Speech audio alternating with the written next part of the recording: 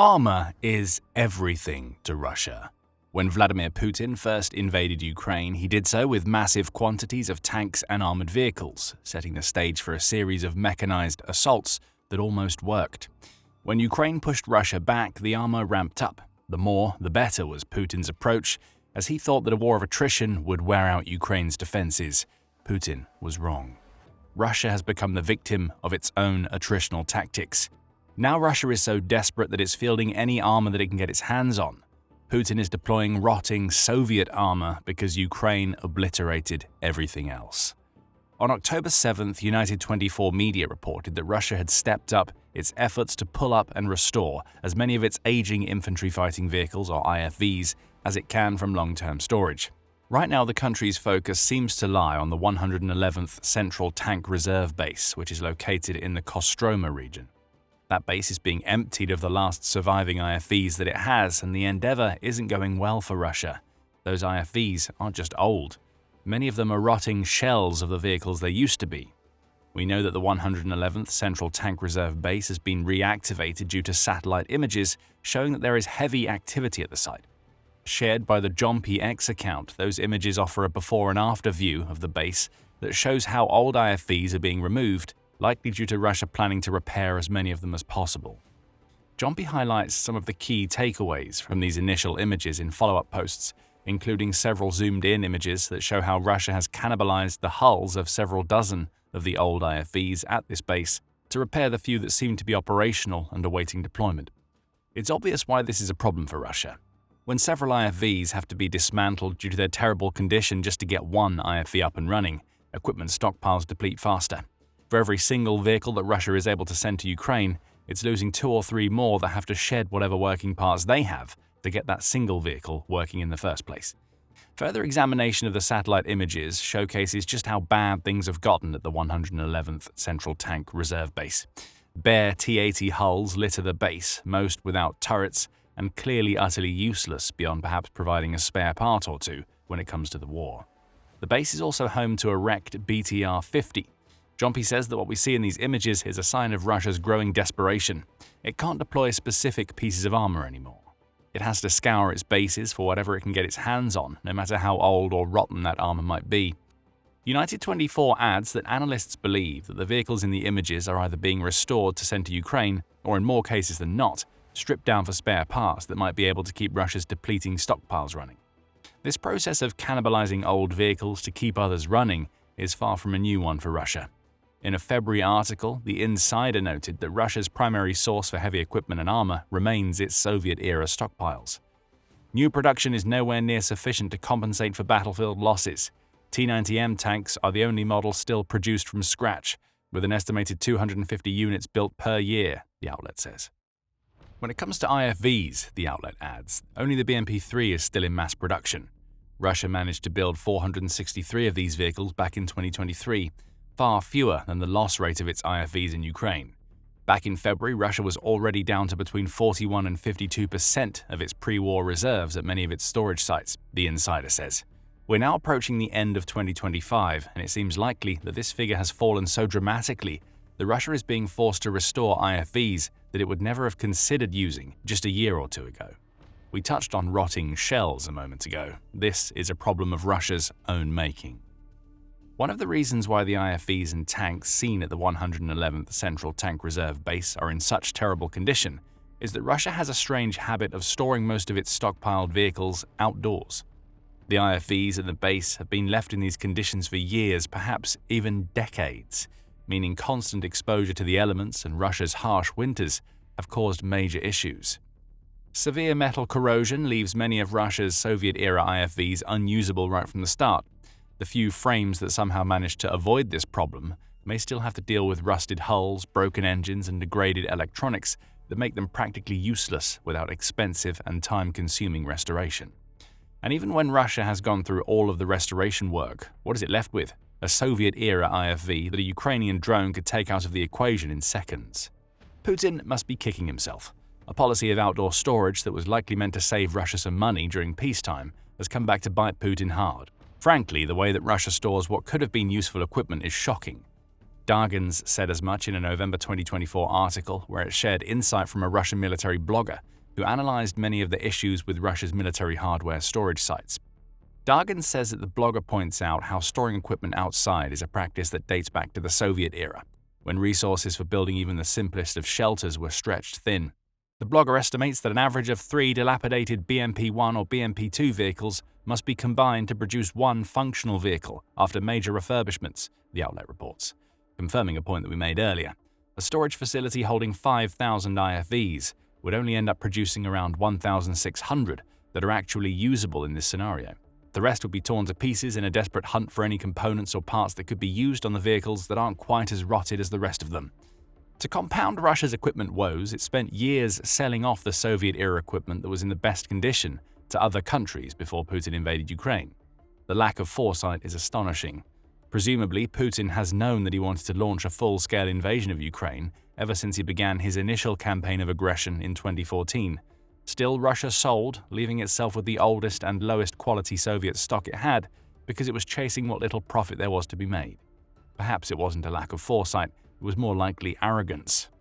Putin thought the IFVs he's now desperately restoring at the 111th Tank Reserve Base would never have to see the light of day because Ukraine would roll over as soon as Russia invaded. When that didn't happen, it quickly became apparent that Russia's massive armor stockpiles were an illusion. Based on what Dargins reports from the military blogger, the amount of usable armor Russia has is about a third of what it was believed to have before the war started.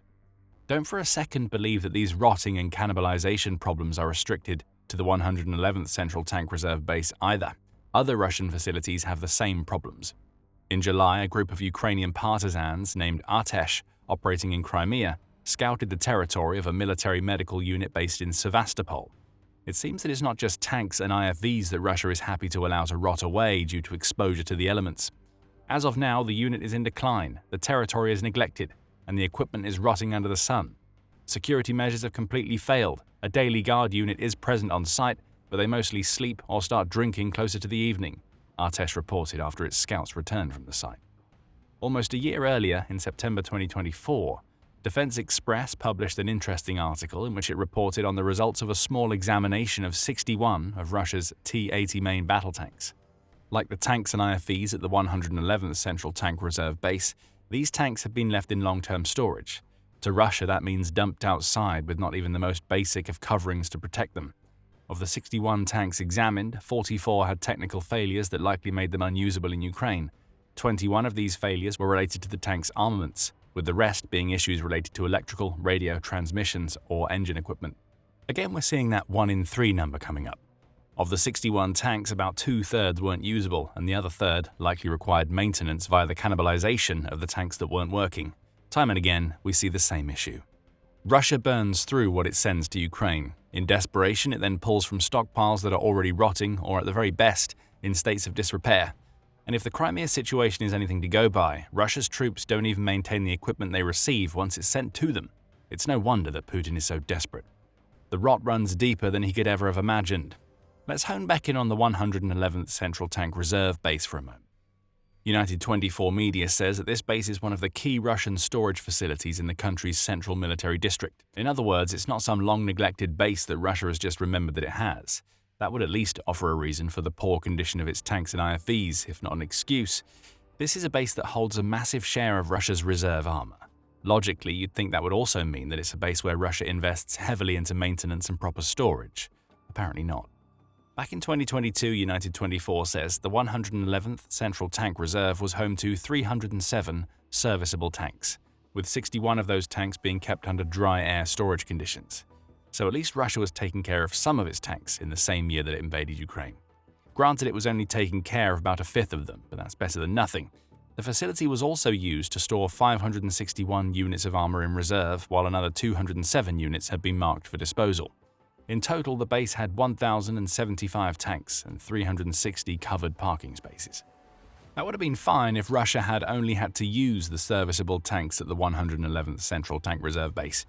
There were at least enough covered parking spaces, albeit nowhere near enough that also offered hangar-based dry air storage conditions to guard the base's operational tanks from the elements. The problem is that Russia burned through the operational armor quickly. That left it with the reserve, and over 3.5 years of pulling from this increasingly decrepit stockpile, has led to the situation that we see at the 111th Central Tank Reserve Base today. The dregs are all that Russia has left as Putin continues his desperate search for the armor that he needs to launch the same kinds of mechanized assaults Russia used to grind down Ukraine in the early months of the invasion. How did Russia end up being so desperate? Ukraine is the answer. Russia is pulling the last few ancient IFVs and tanks it has in the 111th Central Tank Reserve Base because Ukraine has absolutely obliterated everything else that Russia has sent. We only need to look at the raw numbers to see that. According to Ukraine's Ministry of Finance, Russia has lost a staggering 11,240 tanks in Ukraine between the first day of Putin's invasion and October 8, 2025. Armored fighting vehicles, which include IFVs, have fared even worse. Russia has lost 23,324 of them as of October 8th, with 5 of those vehicles having been destroyed on October 7th alone. Think back to Russia's manufacturing figures that we shared earlier in the video. We told you that Russia is only building around 250 new T-90 tanks annually, along with 463 modern IFVs. That's nowhere near enough to cover Russia's vast losses in Ukraine. 250 new T-90s aren't going to cover a churn rate that amounts to about 3,000 tanks annually. The same goes for the IFVs. Russia loses about 6,500 armored vehicles per year. What Russia is building doesn't account for a tenth of what it's losing in Ukraine. Hence the stockpile scavenging. Russia has to rely on its ancient and rotting armor because it has nothing else left. There are questions about how long Russia can keep relying on this strategy before it finds itself going back to places like the 111th Central Tank Reserve Base, only to find that there's nothing left there to revive. It seems that Russia is already starting to run low, as revealed by an unexpected set of statistics. On September 9th, Important Stories reported that data from the open-source intelligence project Oryx suggests that Russia's equipment losses during the summer of 2025 dropped significantly compared to previous months and years. The summer of 2025 losses were lower than Russia experienced during any other summer of the Ukraine war so far, Important Stories said. Russia lost 83 tanks and 189 armored vehicles between June and August 2025. In the same period in 2024, Russia lost 268 tanks and 619 armored vehicles. 2023 saw a loss of 274 tanks and 468 vehicles, with 2022 seeing 252 lost tanks and 411 armored vehicles. It seemed that there was a consistent upward trend in Russia's losses over the previous 3 years, only for the summer of 2025 to reverse the trend. This is notable because Russia launched a massive summer offensive in 2025 that you may naturally assume would lead to higher losses, so the question has to be asked, what happened? It's not that Russia achieved any great success during the summer, meaning Ukraine didn't destroy as much of its armor. What happened was that Russia's troops were simply fighting with less armor because of the severe equipment shortages that nearly 4 years of Ukraine destroying what Russia sends has caused. Russia switched to infantry assault tactics following its previous heavy losses in a desperate attempt to retain the ever-diminishing stockpiles of armor it has left. The strategy worked, but it also revealed just how terrible a state Russia's military is in right now. Putin never intended to use anything other than massive mechanized assaults to break Ukraine down. When that didn't work, thanks in large part to Ukraine's brilliant work with drones, Putin had no plan B. So Russia kept using these mechanized assaults until it got itself into the position in which it finds itself now. There is no more armor. Russian soldiers are having to fight without it. As Novaya Gazeta reported in July, Russia is basically running on empty at this point. It highlights that a Ukrainian outlet named Dialogue.ua has reported that Russian tanks, in particular, have ceased to exist as a factor on the battlefield. The outlet adds that the Institute for the Study of War believes that Russia is on track to deplete its armor stockpiles by the end of 2025. That's even though the same think tank says that Russia still has 46% of its pre-war reserves of tanks, along with 42% of its IFVs and 48% of its armored personnel carriers. With those numbers, you would think that Russia would be able to continue its large mechanized assaults for a few more years, but it can't, and the satellite images from the 111th Central Tank Reserve Base reveal why. Having almost half of your pre-war reserves doesn't mean much when most of those reserves are the rotted carcasses of vehicles that haven't been used for decades. The numbers don't lie, but they also don't tell the full story. Russia has a whole lot of nothing left in its storage facilities, and it's all thanks to Ukraine systematically destroying the armor that Russia has sent into Ukraine so far. So what is Russia trying to do to get around all of these armor problems? Its solutions range from the logical to the ridiculous. On the logical side of things, Russia is trying to ramp up the production of new weapons and armor to try to fill the massive gaps created by years of failure in Ukraine. On September 8th, Defense Blog reported that Russia has plans to manufacture hundreds of new tanks, missile systems, and aircraft by the end of 2025. However, the numbers shared match those we already know about. Russia wants to build 250 new T-90s, for instance, which we've already established isn't enough to make up for its losses. Instead, Russia may be filling the gaps by following Ukraine's lead and producing more drones to fight in Ukraine. That's according to the Deputy Chief of Ukraine's Defense Intelligence, Vadim Skibitsky, who tells Defense Blog, "There has been a noticeable increase in the production of unmanned aerial vehicles, especially types like Geran, Harpy, and FPV drones. That's all logical. Less logical is the Russian brainwave of selling its ruined tanks for scrap." On October 6th, United 24 reported that Russia has accepted the fact that it has far too many losses to hide anymore. So it started to sell its destroyed tanks and armored vehicles at auction so they can be scrapped and Russia can earn a few rubles from them. The practice actually started in May, per the Moscow Times report, United 24 says. So far, Russia has sold the ruined shells of T-80, T-72B3 and T-62 tanks, along with a host of IFVs. Prices per unit range from $38,800 to $53,300, United 24 adds. If the state of the 111th Central Tank Reserve Base is anything to go by, Russia could probably earn a few tens of millions of dollars from selling off its useless armor. Of course, that won't solve the whole "no more armor to send to Ukraine" problem. But that's okay because Russia has another solution to that issue. Horses. Yep, you heard that right. Horses. In an October 7th report, United 24 reveals that Russia has revived the ancient art of mounted cavalry, which is something the outlet says hasn't been used since the 1950s. It didn't work, of course. The Russians riding on horseback were promptly picked off by Ukraine's drones because they obviously had no armor. Still, at least they could move a little faster than they could on foot.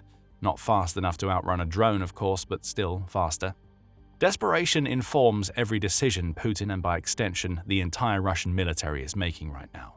Trying to revive ancient tanks and IFVs that haven't been used since the Soviet era is just the start. The reality that Russia's leader now faces is that he can't fight the war he started in the way he wants to fight it. And the way that he fought it would have offered Russia its only pathway to victory as long as the stockpiles held firm. Those stockpiles are depleted, and Russia is now on a slow crawl down the path to defeat. It's lying about being on that path, of course. Another sign of Putin's desperation comes from his propaganda, and a tiny Ukrainian settlement shows us just how anxious Russia's leader is to give the impression that his country is winning the war. Russia just faked a victory in the village of Verbova, even though Ukraine has blasted its forces off the map. Find out more in our video, and remember to subscribe to The Military Show for more coverage of Russia's latest military equipment woes. And thank you as always for watching.